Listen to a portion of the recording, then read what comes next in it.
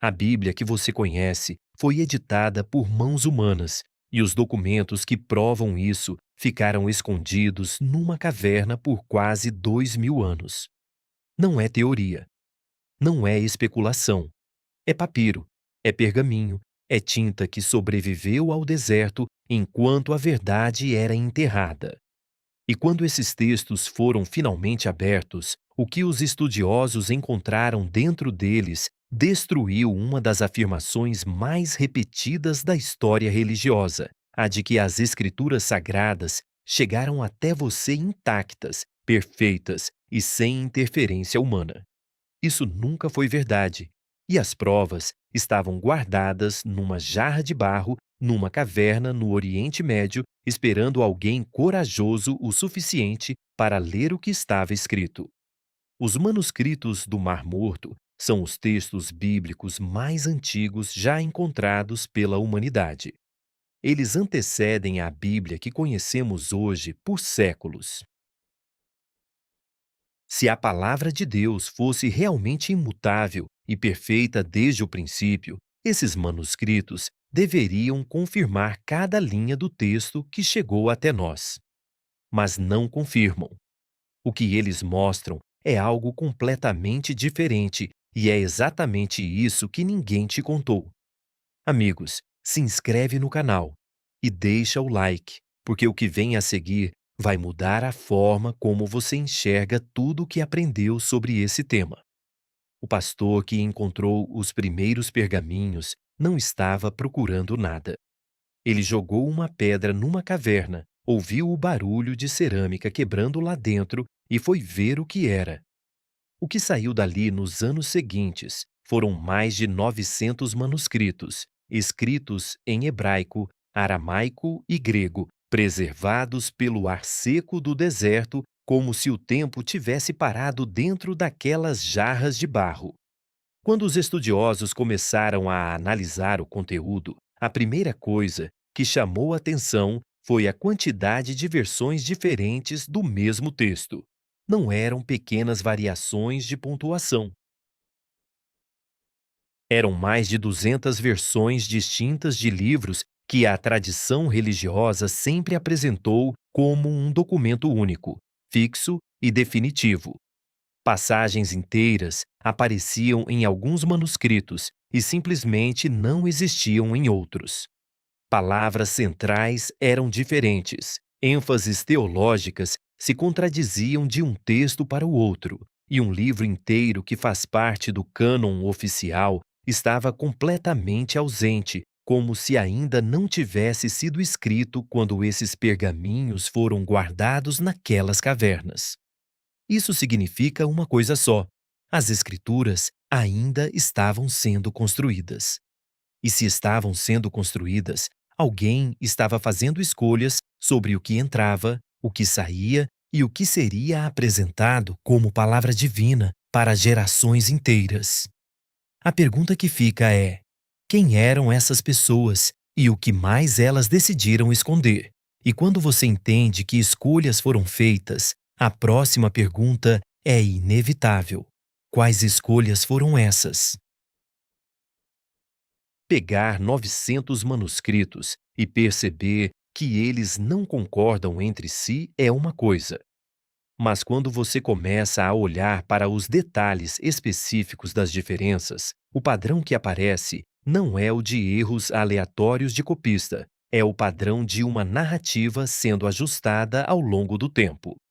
Um livro inteiro do cânon simplesmente ausente dos pergaminhos mais antigos nos diz que esse livro ainda não existia quando esses textos foram escritos, o que significa que a coleção que chamamos de Escrituras Sagradas ainda estava crescendo naquele período. Não era um conjunto fixo entregue de uma vez. Era um processo, e processos têm autores. Processos têm intenções. O que os manuscritos revelam, quando lidos sem o filtro da tradição, é que o texto que chegou até você passou por mãos humanas que tinham muito interesse no resultado final. Não era apenas fé que estava em jogo, era poder. Era a capacidade de dizer ao mundo inteiro o que Deus queria, o que Deus exigia e o que aconteceria com quem não obedecesse. Controlar o texto era controlar tudo isso, e os pergaminhos mostram que esse controle existiu desde muito antes do que qualquer instituição religiosa estaria disposta a admitir.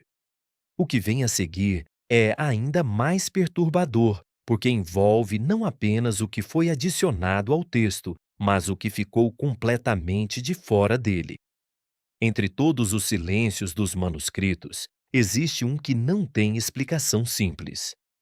As comunidades que escreveram esses pergaminhos eram grupos profundamente religiosos, completamente dedicados à ideia de que um enviado divino estava para aparecer no mundo.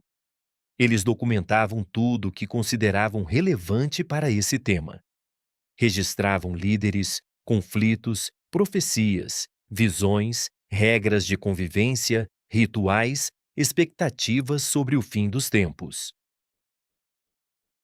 Eram pessoas que acreditavam que estavam vivendo num momento decisivo da história e que queriam deixar registro de cada detalhe desse momento.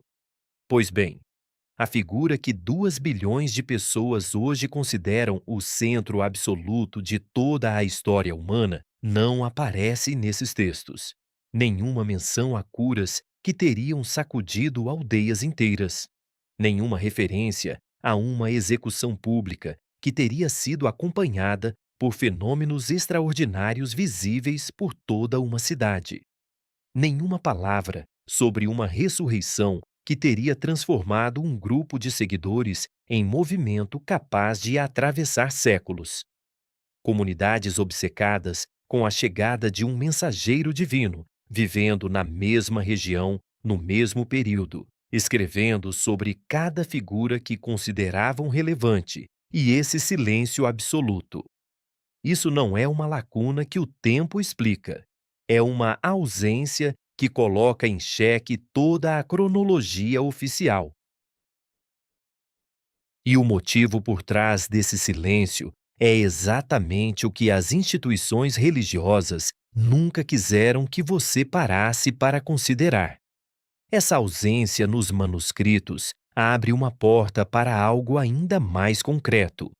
Porque enquanto os pergaminhos não dizem nada sobre a figura central do cristianismo, eles dizem muita coisa sobre os textos que foram usados para construir essa figura. E quando você olha para esses textos com cuidado, começa a perceber que algumas das provas mais citadas pela tradição religiosa não são o que sempre foram apresentadas como sendo. Existe uma passagem usada por séculos como a profecia mais poderosa da Bíblia.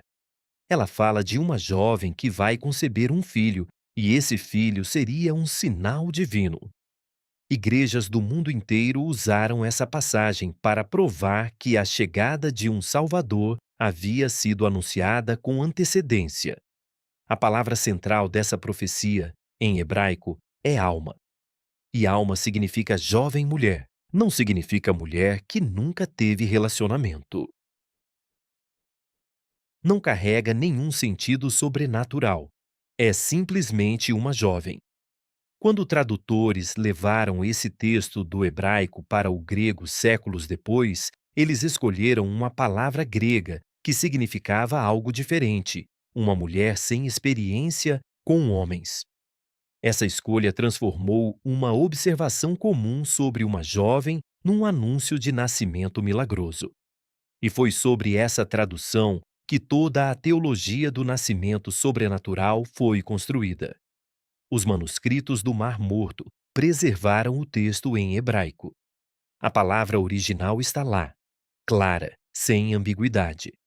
A profecia do nascimento milagroso não existia no texto original. Ela foi inserida pela escolha de uma única palavra na tradução. E se o alicerce dessa história é uma palavra trocada, o que isso diz sobre tudo o que foi construído em cima dela? Mas a troca de palavras não parou na profecia do nascimento. Existe outro exemplo nos manuscritos que é ainda mais direto. Há um salmo antigo que descreve um homem em sofrimento, cercado por inimigos, sentindo o peso de uma situação que parece sem saída. Esse salmo foi usado durante séculos como prova de que a forma específica de execução de um condenado havia sido prevista com detalhes precisos, incluindo uma referência direta às mãos e aos pés. Pregadores citaram essa passagem como evidência de uma previsão sobrenatural. Ela foi pintada em igrejas, incluída em estudos bíblicos, apresentada como um dos casos mais claros de profecia cumprida. Os pergaminhos do Mar Morto têm esse salmo, e neles a linha em questão não fala em mãos e pés sendo atravessados. Ela descreve mãos e pés como os de um leão, uma imagem de força e ameaça, sem nenhuma relação com o que a tradição afirmava estar escrito. São duas imagens completamente diferentes. Uma delas entrou na tradição como verdade absoluta. A outra ficou guardada numa caverna por quase 2000 anos. Quando estudiosos confrontaram essa diferença, a resposta que receberam das instituições religiosas não foi reconhecer o problema, foi ignorar os manuscritos, mas ignorar não apaga. O texto original ainda existe, ainda está preservado, ainda diz o que sempre disse, e a diferença entre as duas versões não é pequena demais para importar. É exatamente grande o suficiente para desmontar uma das provas mais repetidas da história religiosa. O problema das palavras trocadas é grave. Mas existe algo nos manuscritos que vai além de traduções alteradas, porque não se trata de um texto que foi modificado. Trata-se de uma figura que aparece nos pergaminhos e que não deveria existir se a história oficial fosse verdadeira. Nos textos sectários encontrados nas cavernas, estudiosos identificaram referências a um homem que liderava uma comunidade no deserto. Esse homem ensinava seus seguidores com autoridade. Era visto por seu grupo como alguém escolhido para revelar verdades que os outros não conseguiam enxergar. As autoridades religiosas de seu tempo o consideravam uma ameaça. Ele foi perseguido. Ele sofreu consequências por causa de suas crenças. E depois de sua morte, seus seguidores preservaram seus ensinamentos com o mesmo cuidado com que se guarda algo sagrado. Até aqui, você pode estar pensando que essa descrição soa familiar. E soa mesmo.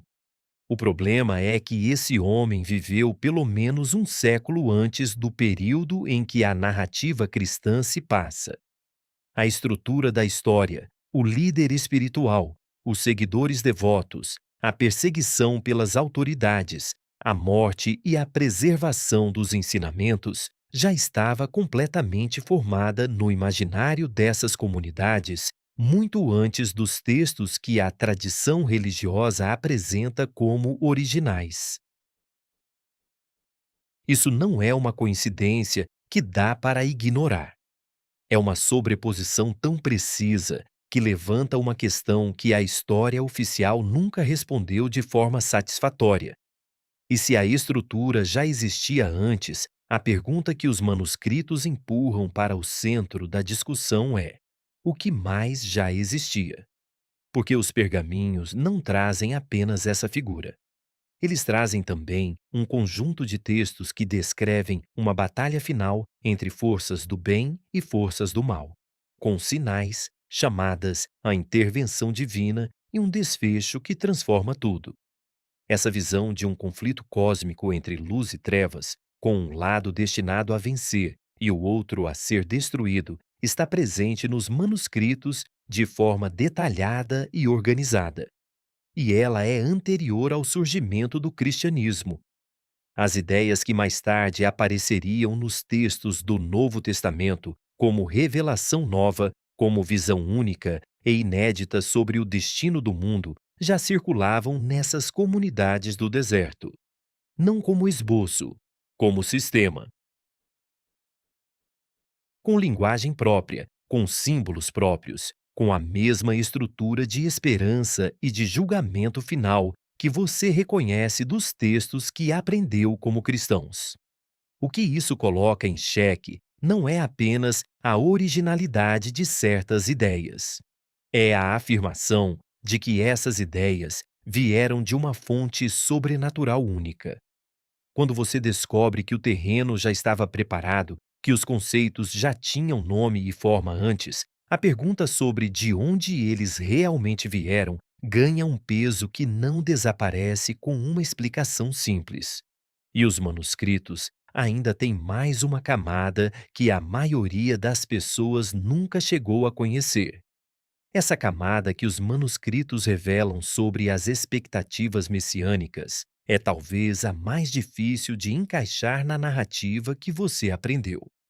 Porque a tradição religiosa sempre apresentou a história como uma linha direta, um caminho único construído ao longo de gerações apontando para um único destino. Os pergaminhos mostram outra coisa. Dentro das comunidades que produziram esses textos, havia grupos que esperavam dois enviados diferentes, um com função religiosa e outro com função de liderança política. Havia grupos que não esperavam nenhuma figura humana, apenas uma intervenção direta e definitiva. Havia grupos que debatiam ativamente qual das versões era a correta, sem chegar a nenhum consenso. O que os manuscritos documentam não é uma expectativa unificada construída durante séculos. É um território cheio de versões rivais, cada uma convicta de estar certa, nenhuma delas concordando com as outras nos detalhes. Isso importa porque a afirmação de que uma figura específica cumpriu profecias específicas depende diretamente da ideia de que essas profecias tinham um significado único e claro.